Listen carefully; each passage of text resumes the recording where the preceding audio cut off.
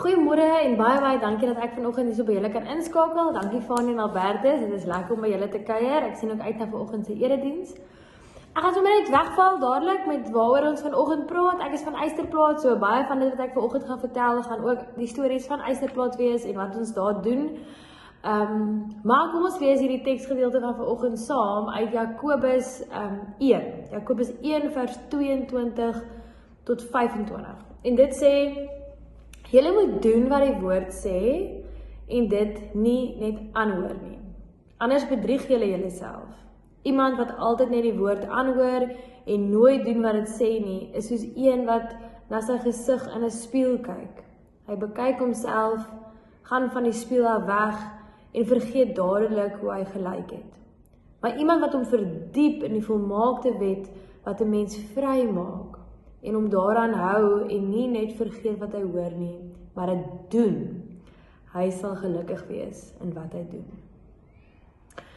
Nou, mens kry mos daai boeke wat sê of die opskrif is guitar lessons for dummies of learning to speak Xhosa for dummies of how to fix everything for dummies.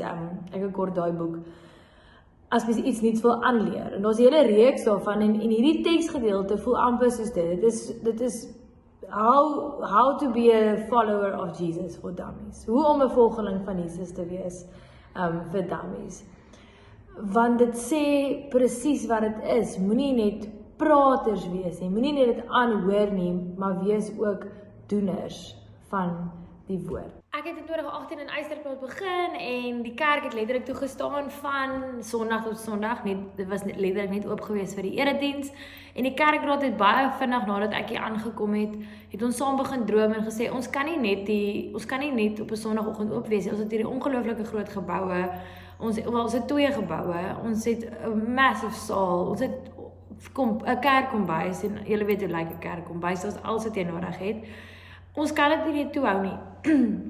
So, ons het toe begin droom en die eerste ding wat ons gedoen het is ons het 'n ekkohuis gebou op die saal se verhoog. So, ons het drywall gebruik en daar's nou julle kan gaan 'n bietjie gaan lees oor die ekkohuise. Ons sal die link deel. En ons het 'n ekkohuis begin op die saal se verhoog. So, op die verhoogste saal is 'n huis en hierdie is 'n huis vir jong mense wat uit die kinderhuis uitkom tussen 18 en 24 jaar. En hulle bly daar, hulle lewe, hulle maak vir hulle self kos, ons eet elke donderdag aand almal saam. En almal dra ietsie by tot die community om dit te maak werk. So hulle betaal 'n klein bietjie huur en hulle deel die skoonmaakrooster en so aan. So dis die eerste ding wat ons gedoen het, ons het die ekkohuis begin. En die groot ding van hierdie huis is om 'n familie te wees vir kinders wat nie 'n familie het nie. So obviously as jy nou in die kinderhuis beland, dan is jy daar in die eerste plek omdat jou familie so 'n bietjie verwrong lyk. En die vraag is dan, waartoe gaan jy as jy die dag uit die kinderhuis uit moet trek? Ek meen, as jy moet uittrek, die hele rede hoekom jy nou ingetrek het, is waartoe jy moet terugtrek. So ons wil nie dit hê nie.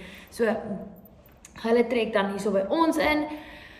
En ja, dit is 'n amazing projek om van deel te wees. Julle kan 'n bietjie gaan lees op die website. Ek sal deel Isibindi se website in die skakel.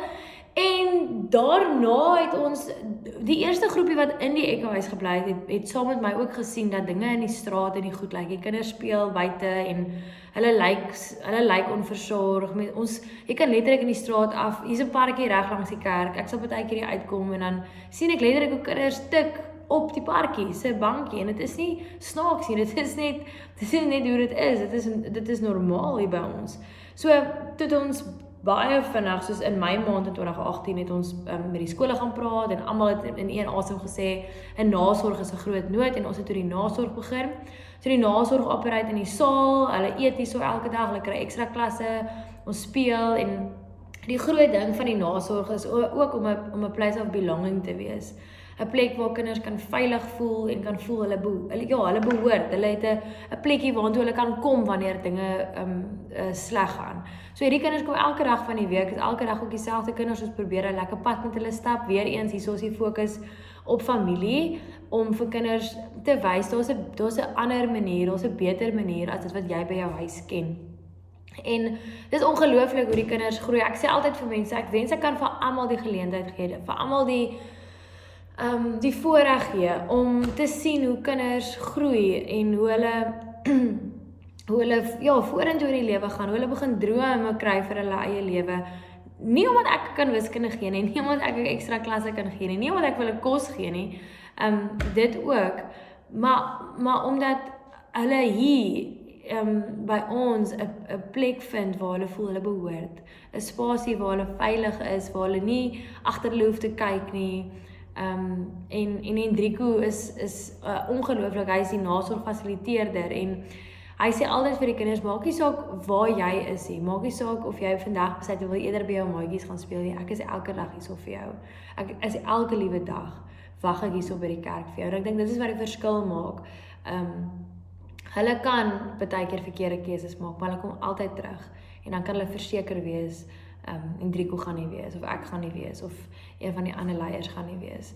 So, dit is die nasorg, en so, die nasorg is in die saal, ons maak die kos in die kerkse kombuis natuurlik, ons het die ekhuis op die verhoog, my kantoor is op die oomblik, ons sit nou in die konsistorie, die ou konsistorie, die moederskamer is op die oomblik 'n crash, wat 'n vroukie by ons hier, baie oulik, en sy werk ook redelik saam met ons, maar wat ons besef het is, ons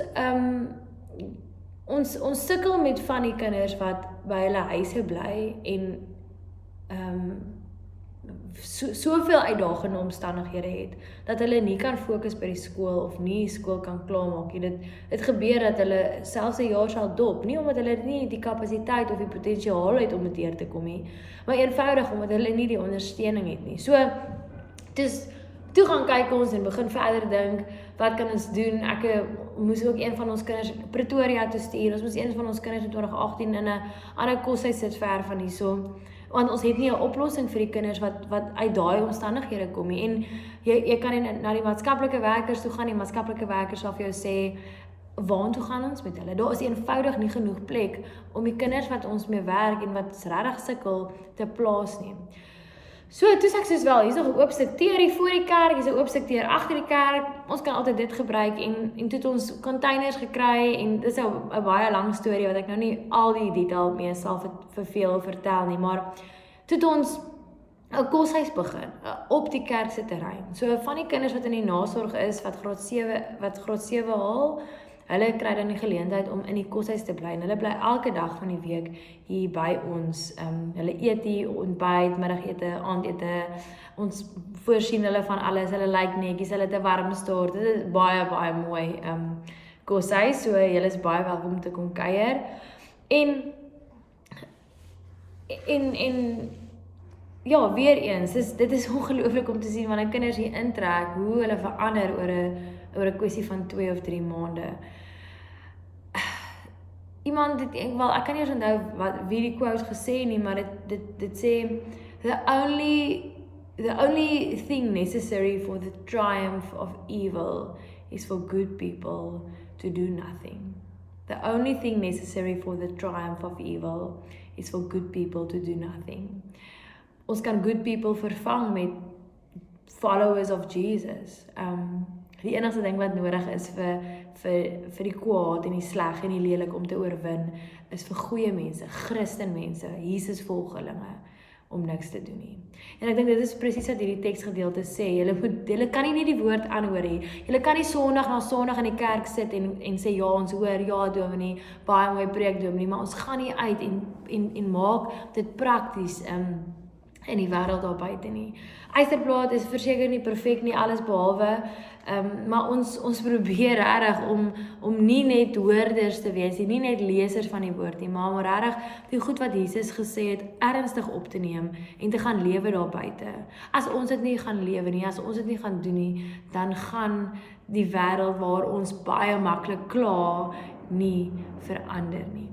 So dit lê by my en jou, en ja, ons kan baie vinnig opgevang word in die wêreld se probleme en hoe baie dit is, en sê, die land is nie meer wat hy was nie, ons gaan eerder maar ander groener weivelde soek.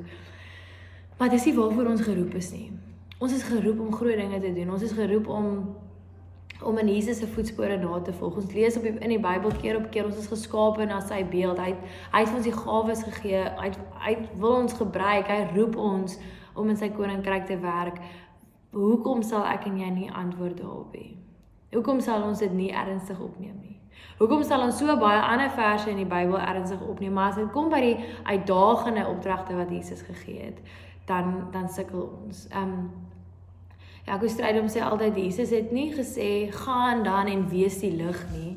Hy het gesê, julle is die lig vir die wêreld. Julle is dit alreeds. So, daar's nie regtig iets wat jy in jouself moet verander nie. Jy is die lig. Jy is al klaar reg om dit te doen. Jy moet net braaf wees en jou hand opsteek en sê, hier is ek, Here, stuur my. Gebruik my. Daar is 'n storie wat ek graag vir julle wil vertel, voordat ek nou klaar maak, en dit is 'n storie wat ek gelees het in 'n kort verhaalboekie van Fourier Rousseau, en hy vertel die storie van Johannes Droëbrood. Johannes is 'n petroljoggie by die Celtics Garage in Kraaifontein, en die ouens daarso noem hom Johannes Droëbrood, maar dit is omdat hulle nie sy storie ken nie. En die storie sê ook, dis omdat dit 'n storie is wat hy diep in sy hart bære. Hy en sy vrou, Maria, sukkel om kos op die tafel te hou en om dinge aan die gang te hou. Hulle het 4 kinders, maar elke aand terwyl die kinders regmaak vir bed, dan pak Maria vir Johannes en hulle 4 kinders 'n kosblik. Die kinders kry brood en 'n vrug, en Johannes kry leftovers, partykeer 'n gekookte eier en altyd 'n konfytbroodjie, wat hy nie kan weerstaan nie, maar die storie sê of so het sy gedink. So elke dag as Johannes en die manne in die middag aan die sonnetjie gaan sit om hulle kos te eet, dan haal almal hulle kosblikke uit en hulle eet lekker saam, en dan elke liewe keer dan word hierdie kosblik met die jambroodjie toegehou. En dan vra die manne, nee, maar kan ons dit nie kry nie, of hulle skim, kan ek hier vandag hierdie broodjie kry nie? En Johannes bly net by sy punt, hierdie kosblik bly toe en niemand raak daaraan nie. En dan kom uitvaltyd. Johannes maak dan sy kosblik agter op sy fiets vas. Jy kan eintlik so al die prentjie sien. Hy maak dit vas met so 'n rekkie. Jy het al gesien hoe ry die manne met hulle fietsse met die blikkies agterop. En dan vat hy die pad huis toe. En dan vertel hy storie die laaste 100 meter voor die huis is vir hom nie lekker stel, is dit teen 'n stewige bult. Want klokslag elke dag wanneer hy daai laaste draai vat, soos wat hy op pad is huis toe, dan sien hy hoe sy 4 kinders aangehardloop kom, teen die bult af resies hou, om eers by hom te kom. Eers beklei hulle oor wie die fiets gaan stoot, en dan beklei hulle oor wie die kosblik huis toe gaan dra. En dan kom hulle by die huis, en as hulle by die huis kom, dan sit hulle op die stoep en gesels oor die dag, en Johannes vertel van al die karre wat daar was. Hierdie was 'n baie ryk ou, hy het op sy kar vol gemaak, sy Porsche. Hierdie was 'n iemand wat bietjie meer sukkel, wat sê, nee, gooi maar eers net 'n R100 in, Paydey is nog ver. En al die verskillende mense, totdat die jongste een vra, het Dara nog iets in Dara se kosblik? En dan knip hy oog, en dan sê hy, ja, en hy haal die rekkie van die kosblik af, en lig die deksel op, en dan hou hy die kosblik uit, sodat elkeen van sy kinders een van die driehoek van die broodjies kan kry. Baie jare later vertel Johannes se oudste seun dat dit die beste tyd van sy dag was. Hoe lang die ure tussen die ete soms vir hulle was, en dat nou dat hy self ouer was, hoekom besef hy ook hoekom dit die hoogtepunt van sy pa se dag is. En dan eindig die storie so, en hierdie gedeelte gaan ek lees. Dit sê, hy, die oudste seun, onthou dan die eintlike rede hoekom hulle so by die bult af resies gehardloop het, om eers by hom uit te kom. Hulle was honger, en hulle het geweet sy pa hou nie van sy ma se toebroodjies nie. Of so het hulle gedink. My vraag vanoggend vir julle is, sien jy nog die mooi en die goed in die wêreld? Waarheen hardloop jy vir jou daaglikse brood? Waarheen is jy op pad om seker te maak, jy is gevoed met die Gees, om seker te maak, jy kry jou daaglikse brood, sodat jy energie het om te werk vir die Here? En met wie deel jy jou 4 hoekies? Met wie deel jy jou vierhoekies? In jou huis, by jou werk, in Melkbosstrand, in die groter omgewing waarin hulle bly. En dan hoe kan jy jou gawes en jou resources gebruik om 'n verskil te maak in die wêreld? Jou gawes en jou resources om 'n verskil te maak in die wêreld. Want Jakobus sê dit vir ons baie duidelik. Ons kan nie net hoorders van die woord wees nie. Ons sal moet doeners van die woord wees. Amen. Kom ons maak ons oë toe en dan bid ons saam. Here, so baie dankie vir nog 'n oggend wat U vir ons gegee het. Dankie dat ons by U kan kom stil word en dat ons ook ons harte kan oopstel om ver oggend weer uitgedaag te raak deur U. Here, mag ons vra dat U ons sal help om die slegte dinge van die wêreld, die goed wat ons kwaad maak, die goed wat ons seer maak, dat dit minder sal word, Here, maar ons ywer om te werk vir U en U koninkryk, dat dit meer sal word. Dat ons onsself beskikbaar sal stel om ons gawes te gee vir ons gemeenskap en vir U. Here, want ons weet U roep ons. Ons weet U hou nooit op om ons te kies nie, al maak ons soms foute. Dankie Here dat ons kan weet dat U genade so groot is, dat U ons nooit los nie. Mag ons hierdie boodskap en hierdie teks van Jakobus ook hierdie week saam met ons vat. Mag dit posvat in ons lewens en mag ons regtig, soos wat Jakobus dit sê, doeners wees van U woord. Amen. I always tell people we are probably the church that eats the most. But here at the church we really believe that eating together can bring some kind of magic in a community. When I started here in 2018, I was really overwhelmed. I mean, with all the drugs, with all the gangsters, all the prostitutes, all the children you see on street late at night. The children in this area, they face very harsh challenges like poverty, drug abuse, and gangsterism. They're most likely to think that those gangsters are famous and stuff, so they want to do what they do. There are lots of children here that live in backyards, windy houses. That's not a home for children. The problems are so much that it almost seems impossible to do anything.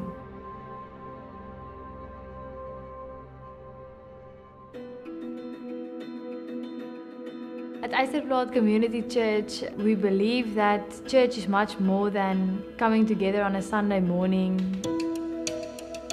As churches, we feel we need to reach out. The best place to start was to really spend time with the people in the community. I got like a little group of people who also dreamed with me about what we can do in the area. We work closely together with the primary school here in Eisterplaat. They were very keen right from the beginning. They really know the circumstances of the children very well. They are really amazing. Except for the school, there's not a lot of positive influences in these kids' lives. Their homes is not always a place where they feel that they belong. The most important thing I think we try to do here with the children is that they feel welcome, that they feel at home. What we give them here is love, caring, and feeling wanted. They enjoy my company, I enjoy their company because they've always got a story to tell me. The aftercare is like a family to me. The aftercare is another way to describe home. It's like a place where you find hope. I really want them to have what I had at my house when I came home after school. Like, there was always something to eat, and there was a safe and nice space to do my homework in. Only to have a desk to sit at and do your homework, for them, it's something that made a big difference. We can really see improvement in their school marks. My marks have definitely gone a lot up.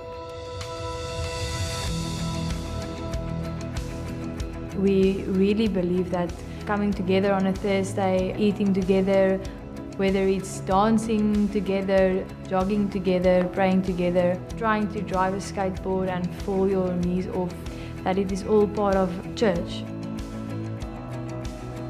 I have noticed a big difference in the community here. If all the churches here in Eysterplaat can do something like this, wow, Eysterplaat would be a different place. Nothing that happens here would have happened if it was only one person. Without Aunt Madge, there would be no food for the kids. Without Aunt Barney, there would be no vegetables in the garden. Without people living in the Echo House giving what they have to give. Everything we do here, we believe that we have to work together to better the community. We cannot do it alone.